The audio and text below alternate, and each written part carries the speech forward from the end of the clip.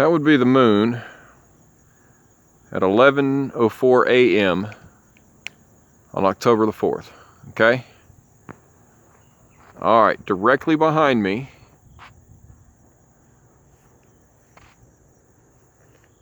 (180 degrees) is the sun at around the same angle, okay? So,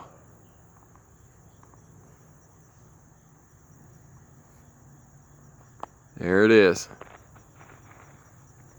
All right, now I want you to notice, this is directly above, this is all around, tops of the trees. I'm just zooming here, in and out. There's not a cloud in sight.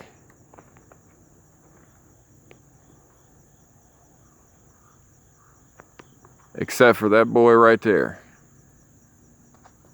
The only cloud in the sky, right? All right. So, I'm gonna stop this one and I'm gonna go get ready and we're gonna talk about what I have to say and show you what I believe there's some meaning in.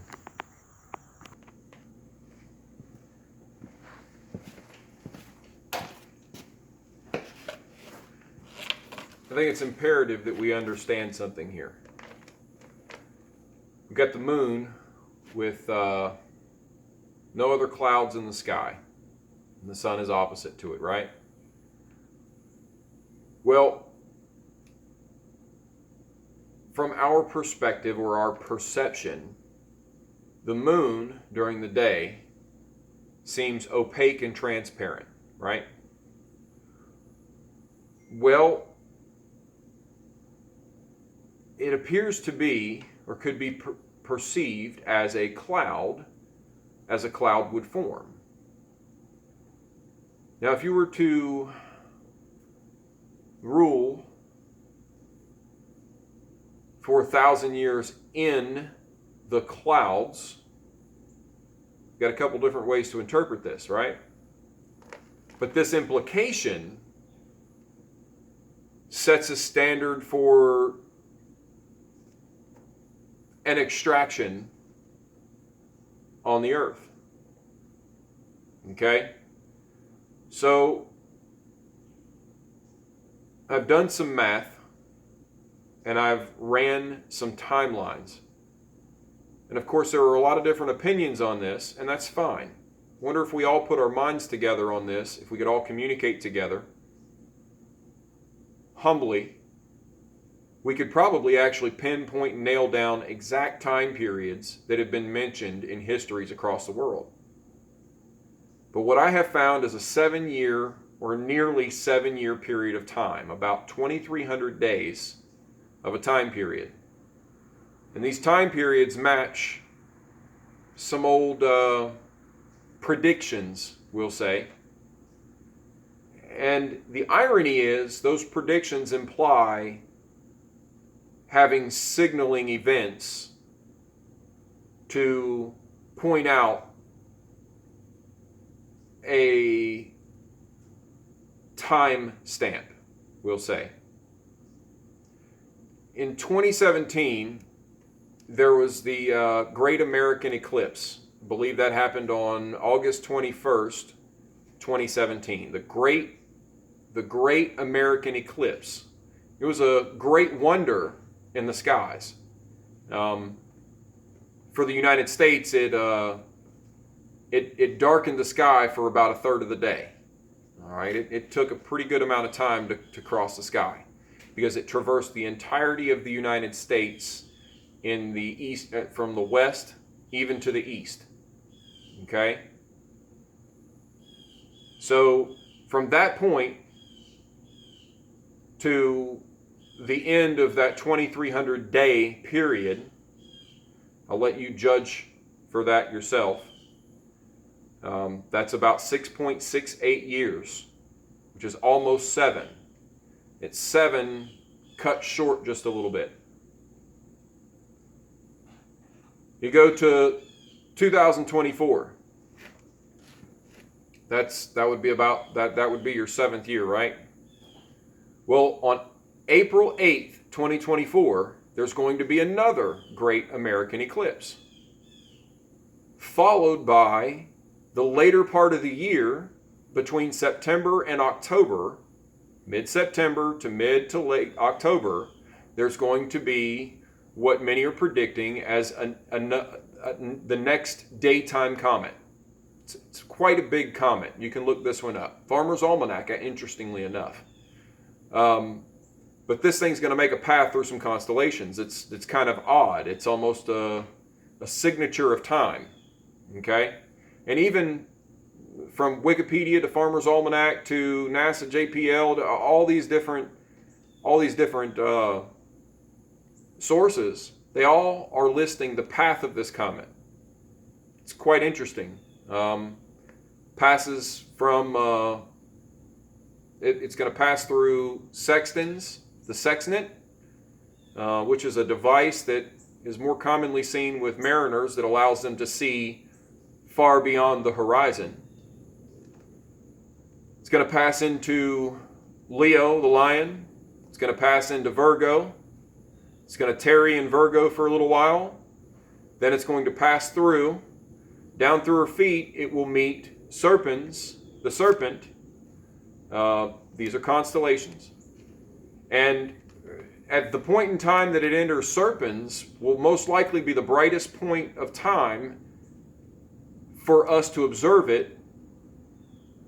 And its tail, it's predicted to have a really long tail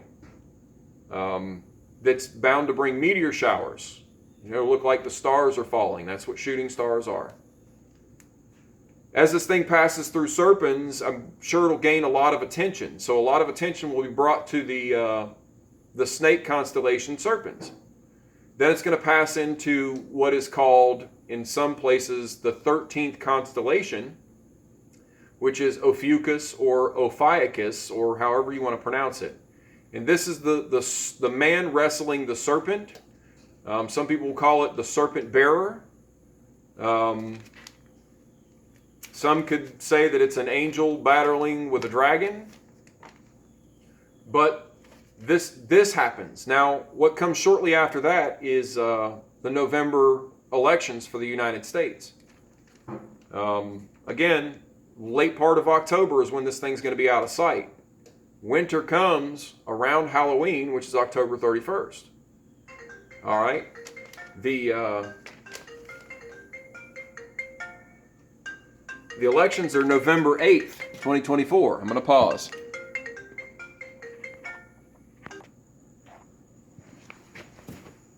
All right, I'm back. I'm not going to edit any of this out. All right, so once it passes through Ophiuchus, it'll go out of sight. Now they're anticipating that this comet is going to have about a 26,000 year orbit, but they're calling it an 80,000 year comet. I'm not sure why. I wonder if it's how long it takes for it to come in from wherever it came from. What comes after this is the beginning of something that I don't think we'll see completely until the middle of 2025. Which by that time, from November 8th, which is election day, until January 20th, 2025, which is inauguration day. In the middle of that 7 years, that's marked by 2 eclipses, in the middle of that year is about 2021, the end of 2020 to the middle of, January 2021 was election day to inauguration day. And what had happened here is something that I've noticed as a pattern that was broken. Almost like a balance that was thrown off. So if you go back and look, the past 4, maybe 5 presidents, 44 on back, you see a pattern of 8 years Republican, 8 years Democrat. 8 years Republican, 8 years Democrat. You see this pattern. Well, in 2021, November 8th, 2020, and January 20th, 2021, you see a pattern break because we saw 4 years with a Republican, and then we got 4 years of a Democrat. I'm not political. I'm pointing out the pattern break that has seemed to balance things out pretty well for quite some time. So this pattern break was a breaking of a balance, a compromise in the middle of a 7-year period. All right? So at the end of this period of time, I assume there will be a restoration of what was broken. And that leaves the potential of a quite interesting period of time. I find the next date of the end of whatever period we're in currently as 2056. And I say this because in 1986, quite a few things went on that were predicted long ago. But in this period of time, there will be a signaling with a great wonder in the sky, but not so great that it's never been seen before. It's something that's been documented for thousands of years. In 1986, we had the passing of Halley's Comet, which is a generational comet, 75 to 76 years. All right? So we also had the Iran-Contra affair. We had all kinds of stuff going on in 1986. Chernobyl melted down in 1986, which in my opinion was the straw that broke the camel's back for the Soviet Union. It fell. That star or player on the world stage, the celebrity on the world stage, fell and dissolved. The explosion at the reactor at Chernobyl was a fission reaction going on in the open. It was a nuclear fire. Our sun, our star, is a fusion reactor in the simplest terms. And so the power of the sun, or similar to the sun, was unleashed out in the open. And this spread across a third of Europe. It ended up in rivers, ended up in ground. The firemen that were putting out the fire, or trying to put out the fire at the Chernobyl plant, the water that was running back off the building and running back onto them was radioactive. And the water actually caused a majority of the deaths of the men that were trying to stop the star from burning. So 1986 signaled many things. Well, 70 years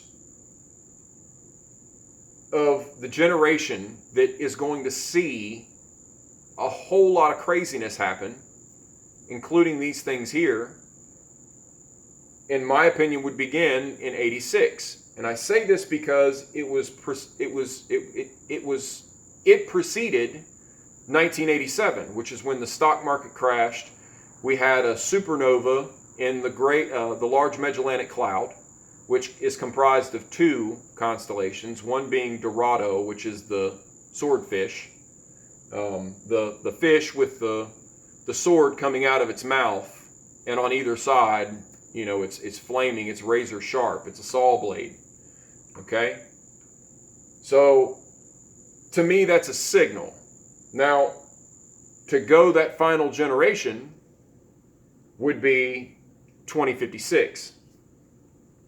So you minus or subtract 1 week, and I'm basing this off of a 7-day week, from 2056, and you end up with 2049. Now, why is this important? Well, because 7 weeks of 7 years prior to 2049 was the year 2000, which was another pivotal year in human society. There's one of the biggest doomsday scares there were for most of the world when the times changed. Okay? A new era. It was a new change. It was a big fear of a change of time. So about 18 months after that point, I guess it would actually be 19 months. But 19 months after that, 18 months we'll say, that's another period that runs. You had the events where the two legs of steel and concrete, iron and concrete, iron and clay, where they crumbled. They crumbled under their own weight, and they were brought low. The foundation of world trade had crumbled, and there were a lot of people standing afar off, even in news feeds, that were cheering because of it. All right. So those two pillars or trumpets fell to the ground, and one came up from them. It's not as big. It might be a little taller, but it's not as they weren't as it's not as big. And at the top of this thing, it's got a view of the whole world. It still carries a name. It's just not two. It's one. So this thing came up, and it's taken the place of the other two. The lesser is greater than the other two. All right. This is a pivotal time. So the way I got to this was running 490-year time periods, which would be 7 generations or 7 70-year periods of time. What I found here was a pattern of world events or historical events that are documented today, that if I were to go back 7 generations of 70 years, so 490 years, and I were to check these periods, what am I going to come to? Now, a judge was the one that gave these predictions for these time periods. So from 2056, 7 weeks of 7 generations of 70 years.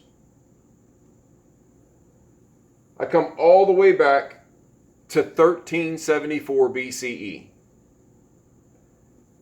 And that's when the law was handed, that's when the promised land was reached, right? Well, let's go 40 years prior to that. That gives us 1414 BCE. All right? This, in my opinion, would have been the beginning of the Exodus. Now, during that period of time, it was reported that there was some big issues in Egypt, right? 1414 BCE. Check it out. So in 1374 was the beginning of this. 884 BCE was, in my opinion, dating through time, the beginning of a Babylonian exile. It's when the Babylonians took a lot of people hostage or captive, right? Then we go to 394 BC and then to 96 AD. This is when the last section of a book was put together, it's assumed. 95 to 96 AD. All right. But about 100 years prior to that, actually about 110 or 115 years prior to that, Halley's Comet had come by. It had a passing. Okay? Not long before that, in 79 AD, Mount Vesuvius erupted and buried Pompeii in a pyroclastic flow. Vitrified the people in a heartbeat. In a sense, turned them into the equivalent of basalt rock. And now they're pillars or sculptures, or appear to be sculptures, of basalt rock, which is volcanic rock, which is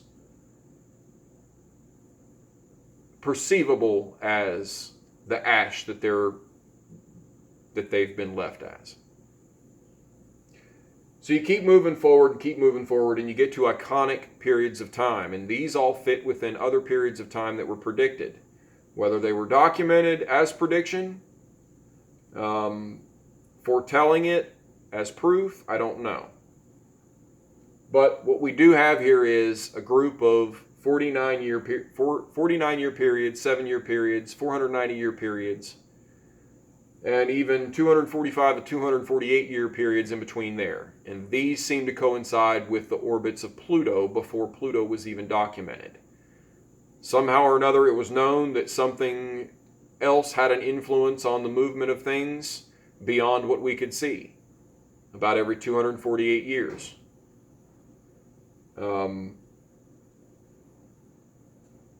But this 490-year period, there's something going on here. And if I'm going to relate a bunch of different things to a bunch of different things, the sun is on 11-year cycles of ramp up and cool off. Jupiter has an 11-year orbit.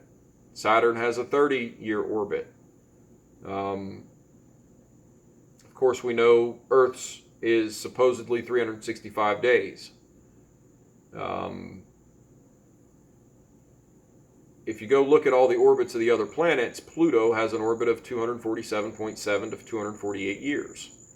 So as of 2024, the last time Pluto was at its same position was at the signing of the Declaration of Independence 248 years ago in 1776. And it just so happens that 4,900 years divided by 7 is 700. So for 1,000 years, from around 1056 AD to 2056 would be a period of time that it appears that some darkness is going to stay over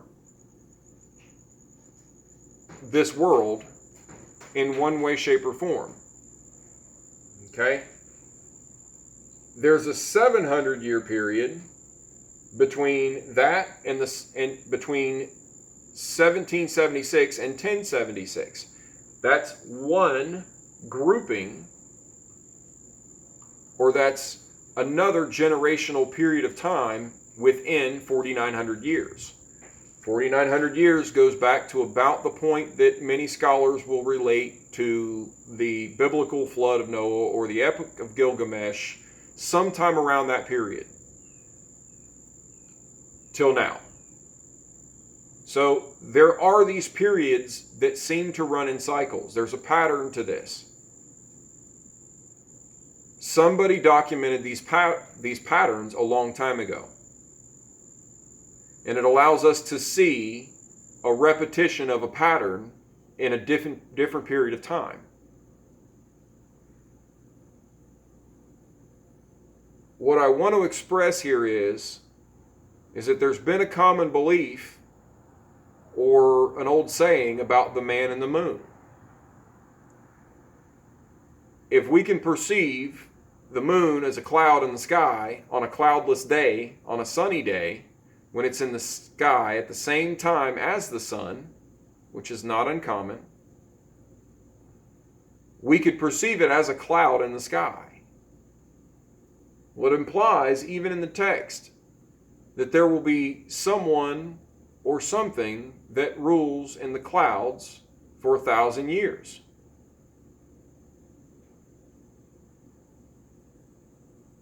This brings me to, why haven't we been back to the moon?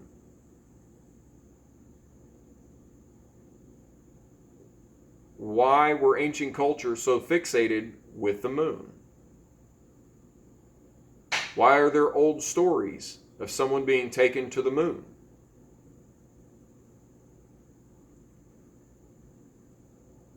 it does make me wonder if there's more to the moon than meets the eye. And if there are those that know about this,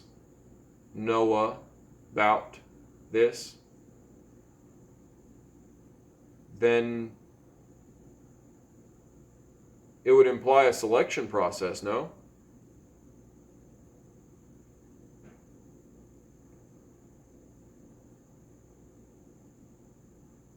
As complex as this can be and as complex as this can seem, if you're following along, if you're able to follow what I'm saying, I would hope that you would consider as well. And in a period of time, in an era where there's always someone watching and listening, would it make you wonder if there's a selection process for those that will be pulled off this planet until the dust settles?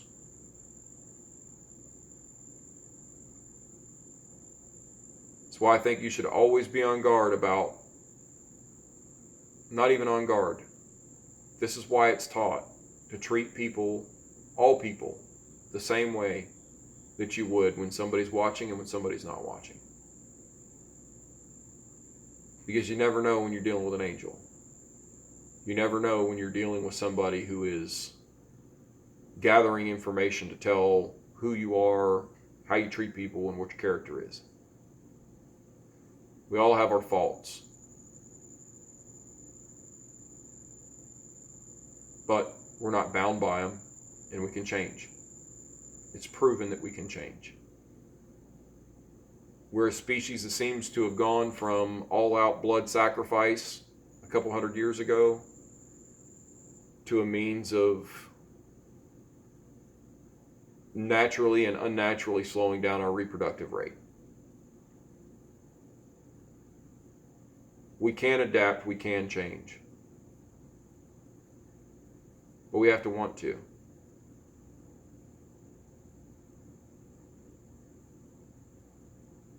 We never know how long we have. We can assume, and maybe there's a technology out there where they can read our DNA and determine how long we're going to live. Our DNA is our book of life. It records everything we've done, and it records when our hair is going to stop growing, when we're going to stop growing. It records it determines everything, and it doesn't lie. DNA doesn't lie. So keep in mind to treat everybody the way that you expect to be treated. When you see your faults, begin to change them. Recognize they're there.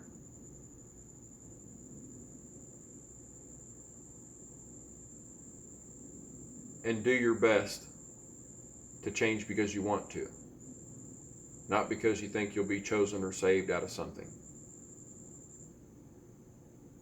Because I'm one that needs to change a lot about myself too.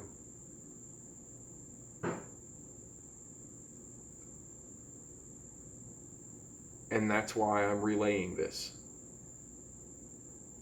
If I'm right, we don't have much time. We don't. And this is as a species, as a society, as a colonizing world with the amazing things we do have and all their good uses and all their good purposes. If we don't have much time and things are going to change the way it appears that they might change, the warnings are all around. The writing is on the wall. You just have to be looking for it.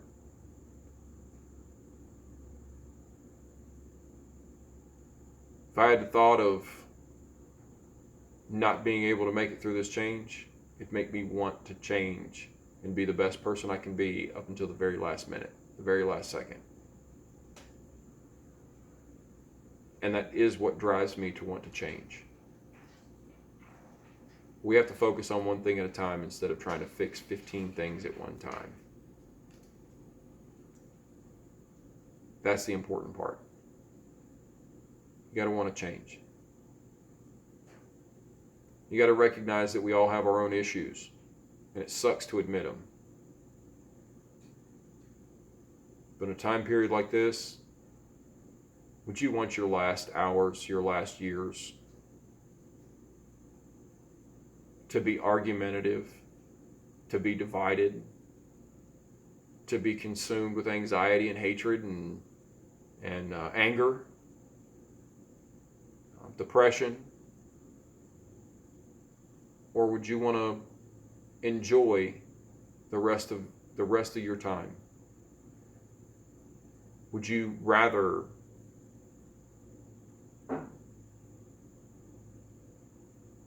warn who you care about and let them know, hey, this might all be a test. It might be that time. We need to be better people. Because maybe being better people and changing is the only thing that could keep us from being subjected to the same destructive power that has been seen across history. And that's always a wake-up call that nobody wants to be blamed for. I think if we change, the planet around us will change. I think if we balance and equalize ourselves out, everything else will do the same. If we're a product of our environment is a product of us. We've created our own hell. Are we going to fix it? Are we going to cool it off? Are we going to put the fire out? Or are we going to allow it to burn everything up? Physical and non-physical.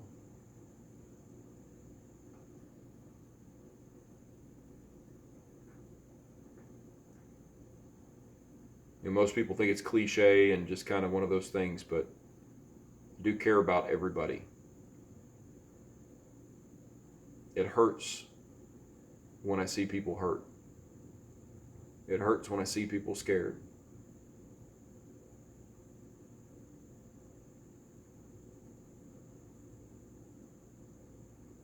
It hurts to see somebody in pain. I think I already said that. But you get the point. I don't care who you are out there. If you've heard any of my words, I believe in you. I believe whatever things you have to battle, you can overcome them. You can conquer your fear. You can conquer your depression. Because that's all psychological. It's spiritual. You can do it. I know you can. I believe in you. And I believe that you can learn to believe in yourself as well.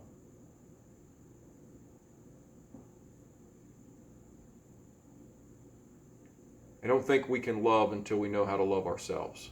I don't think we can believe in anything until we've learned to believe in ourselves. When we learn to believe in ourselves, we don't need anything to believe in.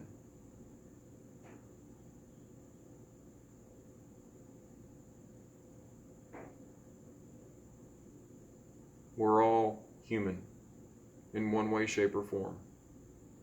We are all the same.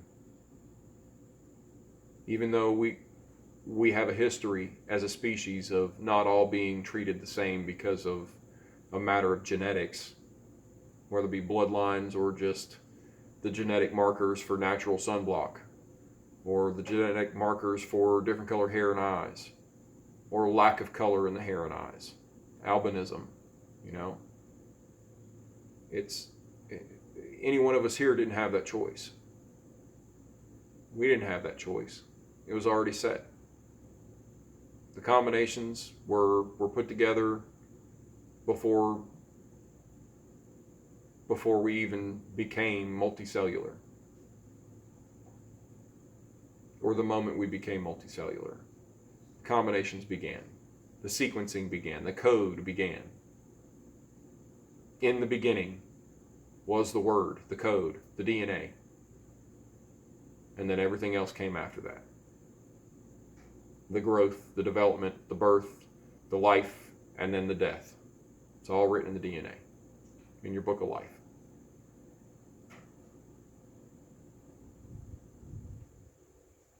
How do you want your record?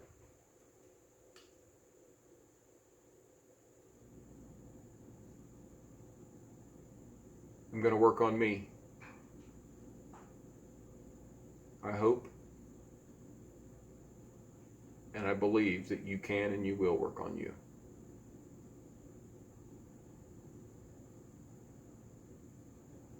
With love, I'm out.